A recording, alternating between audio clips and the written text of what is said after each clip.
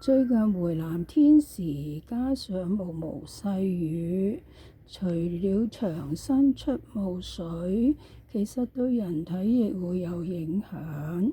在這時節，人體容易積聚濕氣，若果身體循環欠佳，更會出現疲倦、關節酸痛，並出現水腫等諸多問題，形成濕重，令每天精神欠佳，欠缺動力。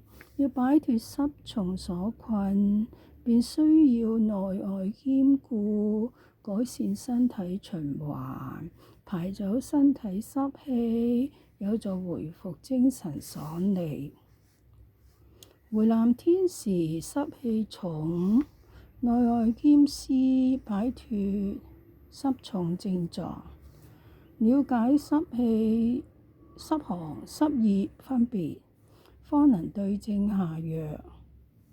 提起濕氣重，香港人通常會聯想到濕熱，但其實濕重並非只有濕熱一種。當體內濕氣積聚，會形成濕寒、濕熱，而這兩者症狀各有不同。濕寒人士容易手腳冰冷，亦較易怕凍怕冷，亦有水腫。舌頭顯得淡紅，大厚白色泥苔，大便會較稀而水狀。女性患者更會出現偏多的白帶。至於濕熱人士，舌頭偏紅，舌苔則較黃，面上較多油，有粉刺暗瘡。體味亦較重，大便方面則偏軟，帶黏性及臭味。女性患者同樣會有較多白帶，而且色調偏黃，味道較重。另外，無論是濕寒或濕熱，患者都容易感到胸悶、腹部脹滿，並欠缺胃口，頭重重，身體亦感覺沉重易攰，眼部、面部都會出現浮腫。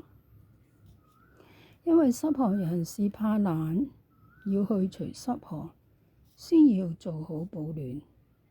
例如要減少進食生冷食物，多吃溫熱嘅食品。早上可用紅棗加生薑片煮水飲用，有驅寒作用。此外，應保持每天睡眠充足，不要熬夜，多做運動，亦有助去除濕氣。至於濕熱人士，應多吃空心菜、莧菜、芹菜、薏仁、西瓜等甘寒、甘平、清淡的食物，而少吃油膩、辛辣、高甜食物。而吸煙及飲酒都有溫熱作用，只會加重濕熱症狀。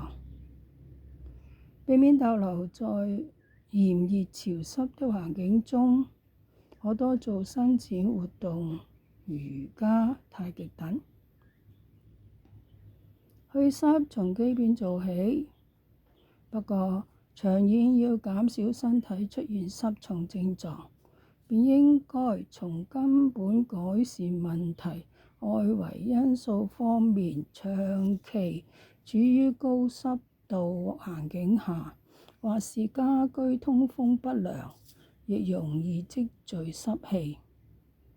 所以濕度高的時節，不妨善用抽濕機或冷氣抽濕功能。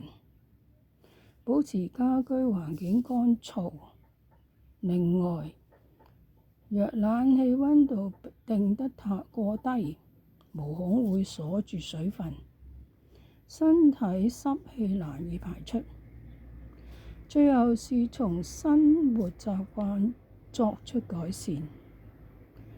若洗澡及洗頭後、運動後或淋雨後未有即時擦乾身體，均容易讓外界水氣滲入體內。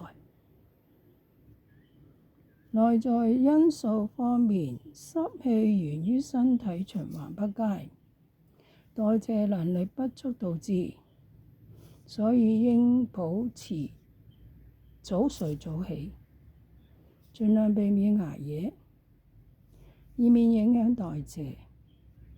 此外，較少人留意精神壓力會影響內分泌系統，所以應保持身心舒暢，不妨多做運動，既可宣泄壓力，又可促進身體循環，改善代謝。最後就是減少不健康的飲食，如煎炸食物、甜膩食物、生冷食物與試酒等。